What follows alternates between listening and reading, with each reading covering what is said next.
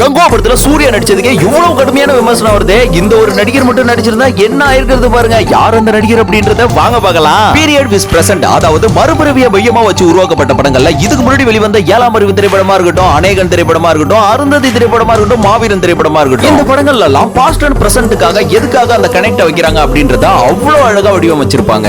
இந்த படங்களுக்கு எல்லாம் ஆப்போசிட்டா உருவான திரைப்படம் தாங்க கங்குவா. காரணம் என்னன்னா இந்த படத்துல பாஸ்டுக்கும் பிரசன்ட்டுக்கும் என்ன வேரியேஷன் இருக்கு, எந்த கனெக்ட் இருக்கு அப்படின்றத யாராலையுமே கணிக்க முடியல. இந்த கங்குவா படத்தை முழுக்க முழுக்க ஒரு பீரியட் பிலிமா பண்ணியிருந்தா உண்மையிலேயே ஒரு தரமான படமா வந்திருக்குங்க. இந்த படத்துல ஒவ்வொரு ஃப்ரேமை பாக்குறப்பமே தெரியுது எந்த அளவுக்கு செலவு பண்ணி எடுத்திருக்காங்கன்னு. சூர்யாவோட உழைப்பு ஒரு பக்கம் இருந்தாலும் இன்னொரு பக்கம் திரைக்கதையை இன்னும் கொஞ்சம் யோசிச்சு வடிவமைச்சிருக்காங்க. இந்த படத்துல பாடல்கள் நல்லா இருந்தாலும் சவுண்ட்ஸ் ஒரு சில இடத்துல கொஞ்சம் ஹெவியா கொடுத்ததுனால படத்துக்கான வேல்யூவே குறைஞ்சிருச்சுங்க. இந்த கங்குவா படத்துல முதல்ல நடிகர் இந்த நடிகர் நம்ம சூப்பர் ஸ்டார் ரஜினிகாந்த் அவர்கள்ங்க. கங்குவா எனக்காக திங்க் பண்ண கதை தான்.